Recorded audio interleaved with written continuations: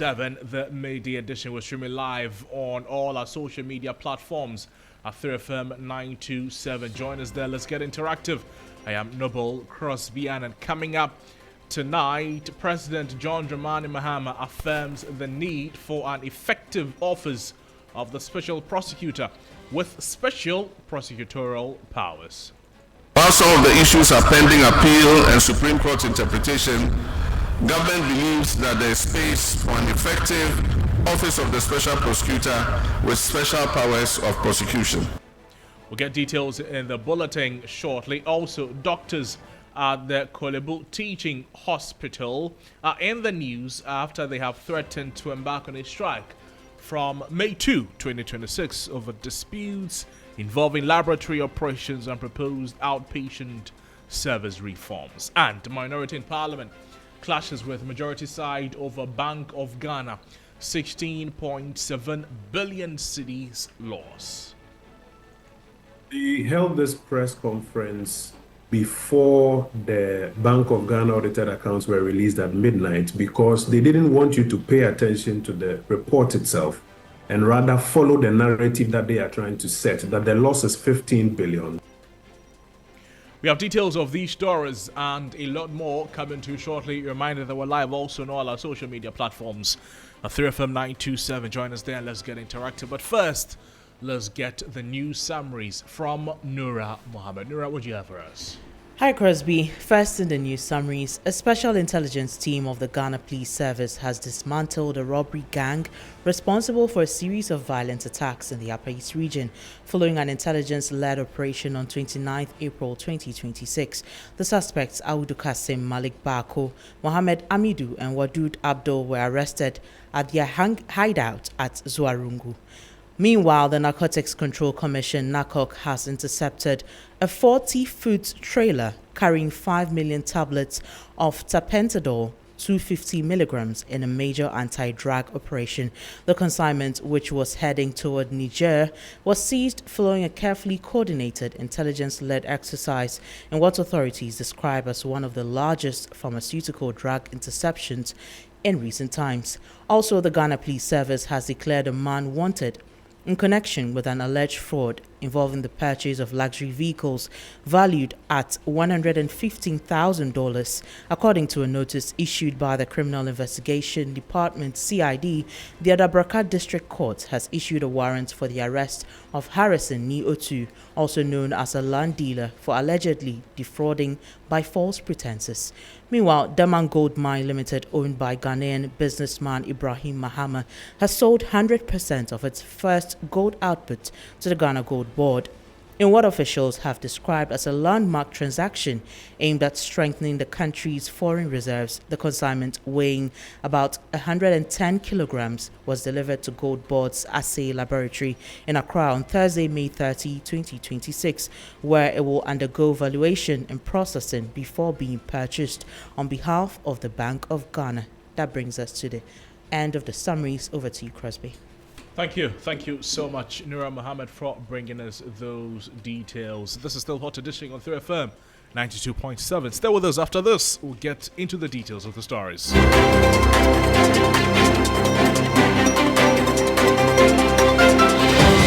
Welcome again to the program. Let's get into the details of the stories. Let's start on a rather sad note because we understand there is a major fire outbreak around Pram Pram, and this involves a factory. To help us get a better appreciation of the situation is WO1 Alex King Nate, who is a member of the PR team of the Ghana National Fire Service, is joining us on the phone. Alex, thank you for joining us. Good evening to you. Tell us, where are you and what is happening there? Okay, so thank you very much, Crosby.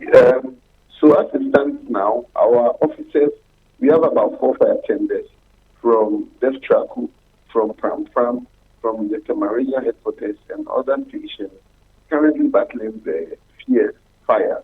And the information is scanty because we are still fighting the fire. But what I'm picking up from our men on the ground is that the fire involves a factory that's into plastic production.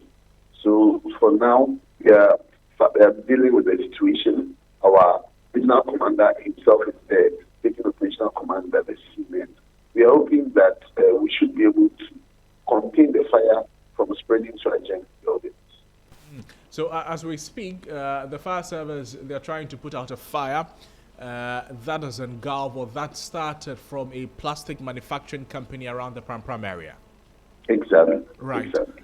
Do we know what time this fire began, when the call to the fire service was placed, and how quick enough the fire service officials got there? Well, the fortunate thing is that we have a fire station within Pram. So our response time was quite quick. So I might admit that our response time was quite quick. And so getting reinforcement from stations like Ashaman, Left Traku, and our regional headquarters, obviously it will take a while, but the crew from Pram got there on time. That's how come they were able to make sure that the fire is not spreading. And the good news is we don't have any casualty from this fire outbreak. Exactly. For now, we don't have any casualty. We are working hard to make sure that it stays that way. But I was asking when the call was placed, or when this fire started, if the service is able to tell us. I can give you that information once we are done with firefighting. Okay, we understand this is a fluid situation, an evolving situation. So, Alex, thank you. Thank you so much for your time with us. You're very much welcome. Thank you very much. WO1 Alex King Nata is a member of the PR team of the Ghana National Fire Service, speaking to us about the service fighting a fire around the Pram area. And this fire involves a plastic company there. We understand that when the situation is brought under control, the service will be able to get all information that it needs, so that it will be able to brief media men and women present there. This is still Hot Edition on 3FM 92.7 live, also on all our social media platforms at 3FM 927. Let's do some other stories tonight. And President John Dramani Mahama has announced the full restoration of electricity generation at the Akosombo hydroelectric dam following recent disruptions caused by a fire at the Volta River Authority Switchyard Control Room. Speaking at the 2026 May Day celebrations held at Jackson Park in Kofodi on Friday, May 1, the president said the facility is now fully operational after engineers successfully restored all 6 turbines. Of you are concerned about the disruptions to the electricity. I know many of you are concerned about the disruptions to the electricity supply caused by the Akosombo fire. But I want to share the good news that the GRIDCO and VRA engineers working together have been able to bypass the burnt-out control room and have restarted all the 6 turbines at the Akosombo generating station. And so as of last night, the Akosombo hydroelectric dam is fully operational. I wish to use this occasion to celebrate the engineers of GRIDCO and VRA for the hard work and ingenuity they put into restoring the hydro plant to full operation. These engineers are a living testament to the fact that Ghanaian workers are the nation's most valuable asset. GRIDCO and VALCO, are you here? GRIDCO and VALCO workers, are you here? Aiko. The voice of President John Dramani Mahama there. Well, the president has also noted with concern recent public discourse about the powers of the Office of the Special Prosecutor. And according to him, while some of the issues are pending appeal and Supreme Court interpretation, government believes that there is space for an effective office of the Special Prosecutor with special prosecutorial powers.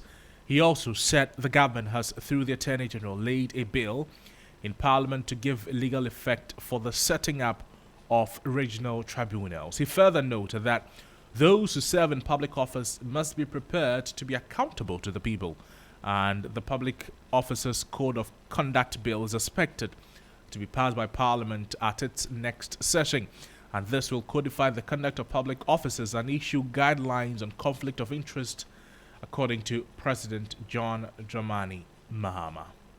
There have been legal disputes about the constitutionality of the Office of the Special Prosecutor.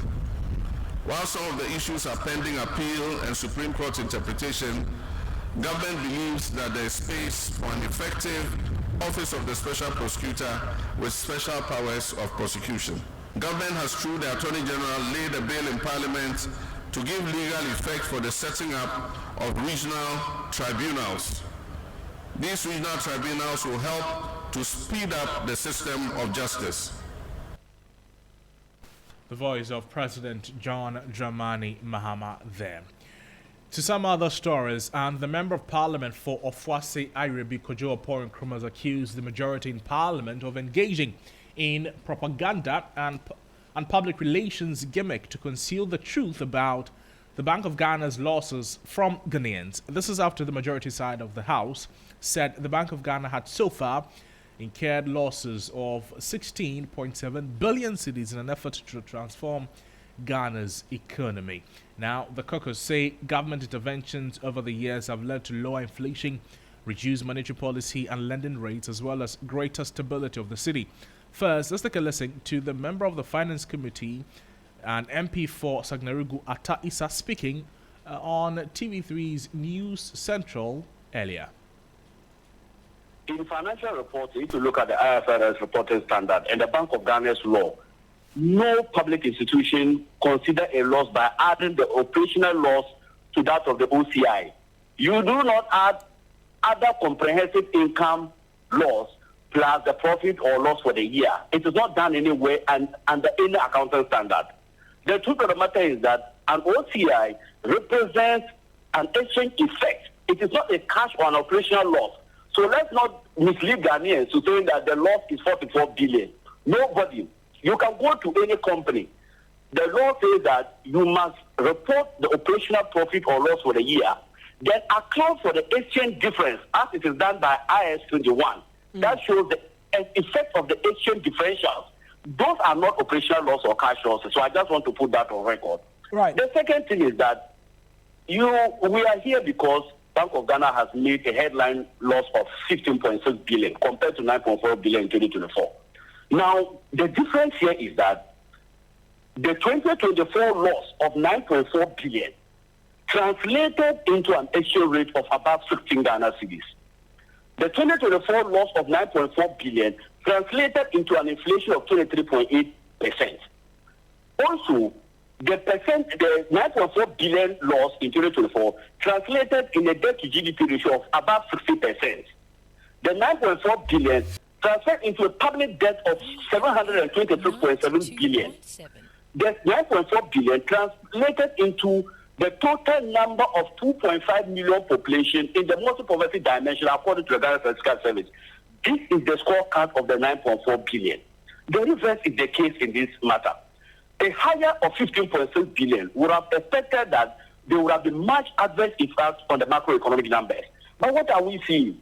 Because of that spending done by the Bank of Ghana to invest directly into the market, we have seen stability of our forex down to an average of 10 to 11 Ghana cedis. That is a positive improvement. And to any business and importer out there who knows what they had, the difficulties they had importing goods at a higher rate of 7 Ghana cedis, what will be a profitable Bank of Ghana when imports are increasing? What will be the import of a profitable Bank of Ghana when the ordinary Ghanaian cannot afford a stable currency? Imagine we still had an exchange rate of 17 Ghana cedis. What would have been the cost of fuel? And let me now take you back into this. Look, the MPP signed this country into a domestic debt exchange program with your permission. But what the domestic debt exchange program did to Ghana, and let me just reference the Bank of Ghana owns publication.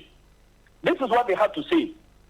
The year 2022, when the Bank of Ghana reported a net equity position of 55.1 billion.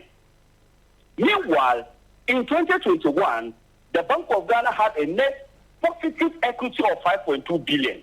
In just 1 year, you refer from a positive 5.2 billion equity position to negative 55.1 billion.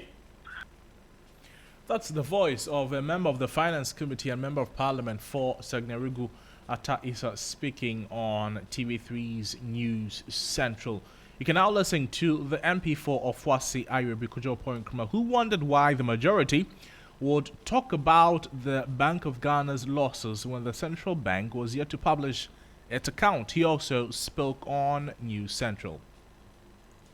They held this press conference before the Bank of Ghana audited accounts were released at midnight because they didn't want you to pay attention to the report itself and rather follow the narrative that they are trying to set, that the loss is 15 billion and there's good value to show for it. Actually, the true operating loss is about 44 billion. If you go into what in simple accounting terms I'll call the balance sheet of the bank, you will find out that the equity position has shifted by about 35 billion. The negative net equity has gotten worse by about 35 billion. That tells you first the headline real loss. But even for that 35 billion is because when they realized they were making losses, they decided to sell a lot of our gold, not account for it properly under equity, and rather pretend that it is revenue. And it is that they've used to discount the 44 to bring it down to 35. There are amazing things in this report, but because they don't want you to read it, and they want you to follow this narrative that inflation is down and all of those things that they are saying, that's why they quickly rushed to do a press conference even before the numbers themselves were released. And we would like to serve notice to the managers of the central bank to walk away from the heavy politicization that they are getting into. This is the first time in over 70 years that the Bank of Ghana doesn't publish its results, gives it to politicians to come and announce the results and try and shape a narrative around it, and we reject it. The true operating loss of the central bank is about 44 billion Ghana cedis, and we'll prove this to Ghanaians when we engage Ghanaians in the coming days in the minority press conference. Now, on a second point, if they want to make the argument that there is a policy value for the losses that they have incurred, then the first thing they should do is to eat humble pie. The first thing they should do is to concede that they were scamming Ghanaians when in 2024, they pretended they didn't know why the central bank had made losses. Remember that in 2024, when the Bank of Ghana had reported 10 billion as its loss for 2023, they said it was criminally mismanaged and that the governor needed to resign in 21 days. In 2025, they are reporting 15 billion loss. How do we describe that? But I'm telling you this afternoon that it's not even 15 billion. If you work into the details, and you can get accountants to look at the full numbers for you, the true operating loss is about 44 billion, which we'll be explaining to the people of Ghana in the coming days. So if 10 billion was criminally mismanaged and the governor ought to resign, what does 44 billion sound to you like? And then they come to this very fanciful argument that the open market operations cost has delivered a reduction in inflation. Where were they when in 2024 the open market operations cost was bringing inflation down from about 53% to about 24%? At that time, they pretended they were not aware. They rejected every argument. And today, because they want to take Ghanaians for fools, they turn around and repeat the same argument, hoping that people will forget or will not be smart enough to go back to the very words that they uttered to us. And again, if you recall, in 2024, they argue that a loss is a loss, and unless it is a one-off transaction, it cannot be termed as any sort of policy cost. Now, consistently, they are reporting losses, yet they want to force the narrative down the throats of the people of Ghana that it is a policy cost or a policy loss. A day before, they got the gold board to come and announce that the gold board had made profit of 900 million. Again, hoping that people won't read their accounts. Go into the accounts. You will find out that the gold board still owes about 3.7 billion cedis to the Bank of Ghana. Right. Now, when the Bank of Ghana publishes its report, it says that 9 billion Ghana cedis of the cost that's translated into their losses is because of that transaction in the purchase of with the gold board. So now net the two together and tell me whether or not indeed the gold board has been a profitable entity.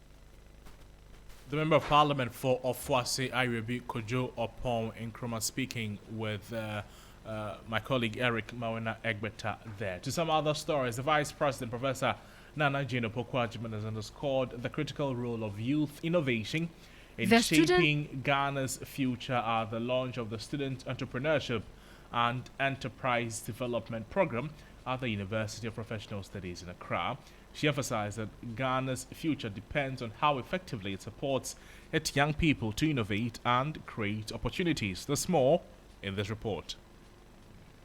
The Student Entrepreneurship and Enterprise Development SEED initiative will focus on students in universities, technical institutions and colleges of education. It will provide a structured pathway for transforming ideas into viable businesses through training, incubation, mentorship and access to funding. Chief Executive Officer of the National Entrepreneurship and Innovation Program, Eric Ejay, explained that the program will ensure that no viable student idea remains undeveloped due to lack of support. SEED is not just another initiative. It is a strategic shift. A shift for starting earlier. A shift towards being intentional about the student entrepreneurship in this country. We are deepening our ties with the Office of the Registrar General, Food and Drug Authority, and Ghana Standard Authority to ensure all supports needed by these young students for their business operation can easily be achieved. Minister for Youth Development and Empowerment, George Opari-Addo, stressed that government support programs must remain non-partisan to achieve long-term national impact. The Vice President, Professor Nana Jane Opoku-Agyeman, emphasized government's commitment to empowering young Ghanaians through practical opportunities, training and funding, noting nurturing youth ambition is key to driving economic growth and creating jobs. From the very beginning, young people's response to the Ejumawura initiative was striking. Within 24 hours of opening applications, thousands of submissions were received. This reminded us of the importance of what we are doing. Our responsibility, therefore, is to ensure that this energy is not wasted. Enterprise need not wait for the end of schooling or the completion of national service. She urged students to take the opportunity seriously, noting the country needs more innovators, job creators, and risk takers to drive national development. A report by my colleague Evelyn Tengma there. This is still a hot edition here on 3FM 92.7. Live also on all our social media platforms at 3FM 927. We have more stories for you as we hop into the midday and the May Day stories. But first, let's take a word from the sponsors. Want hair that is fresh and itch-free scalp? This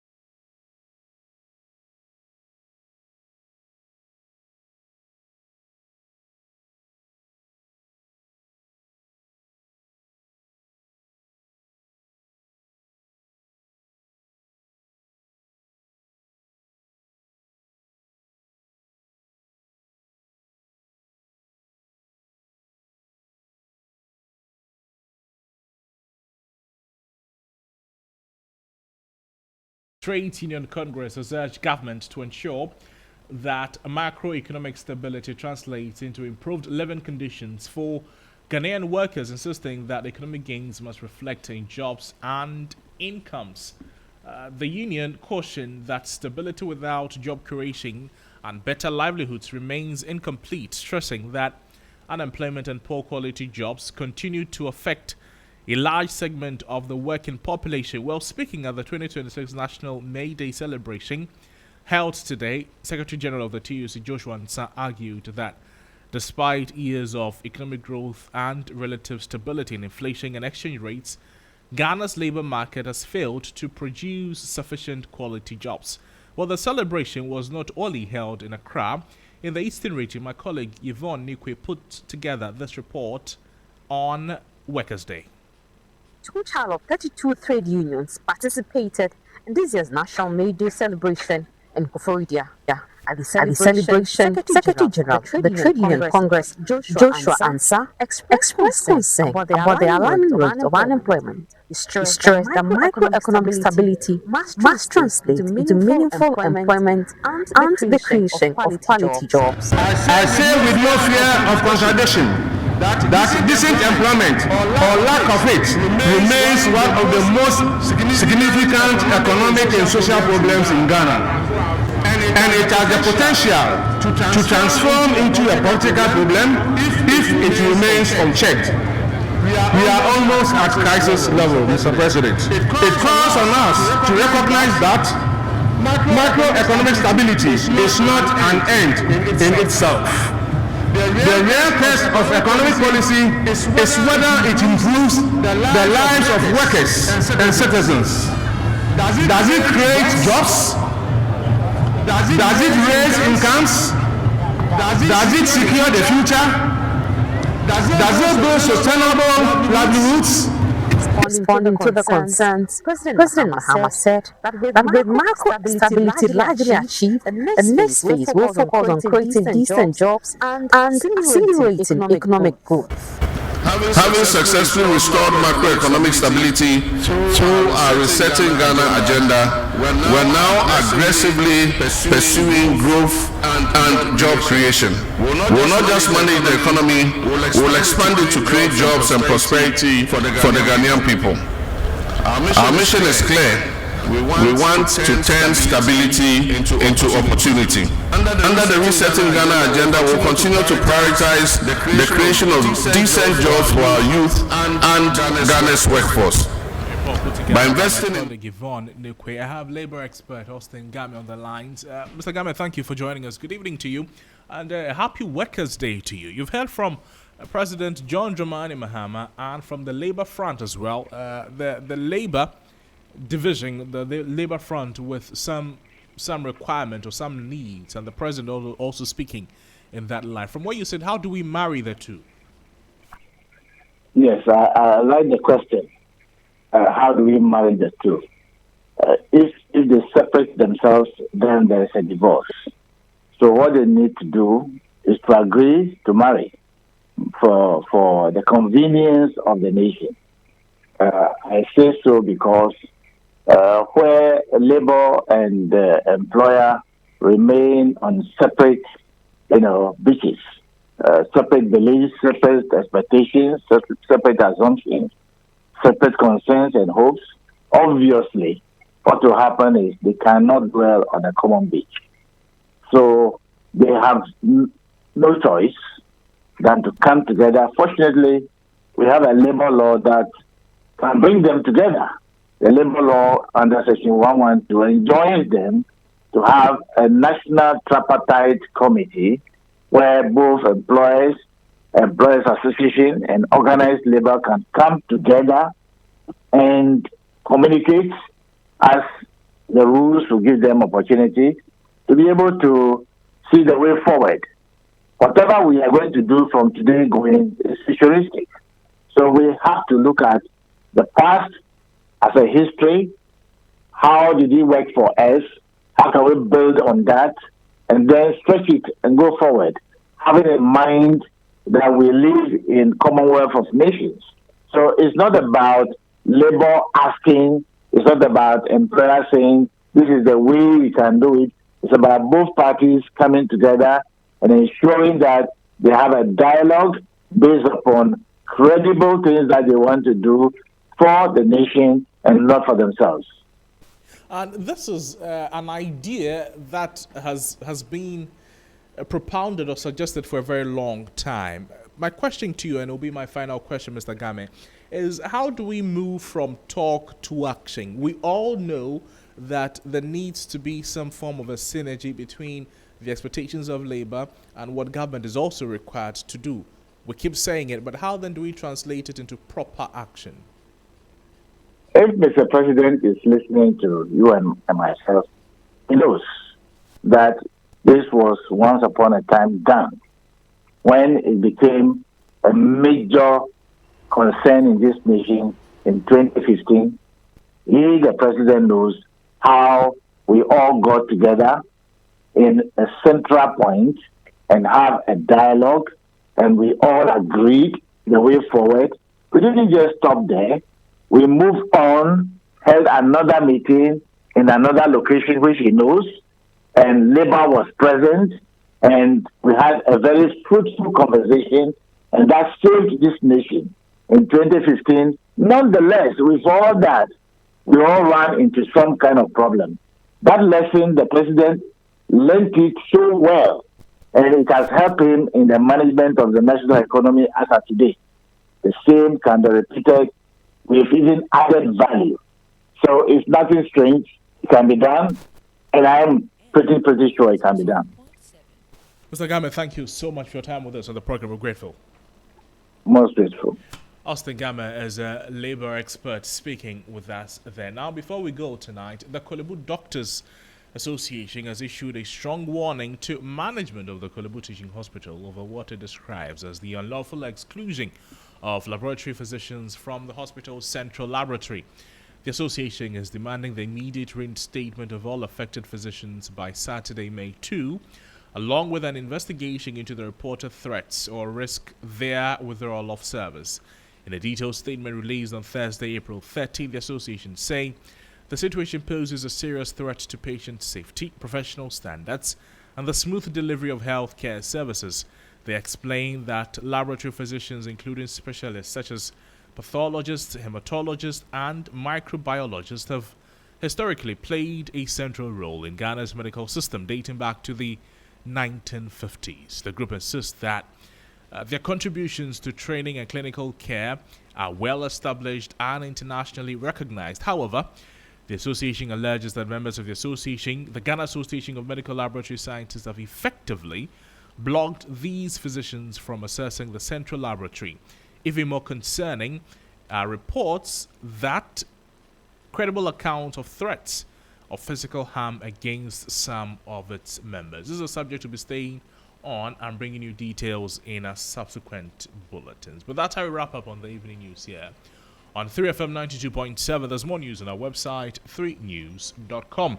My name is Noble Crosby Annan. Have a great evening. Bye-bye.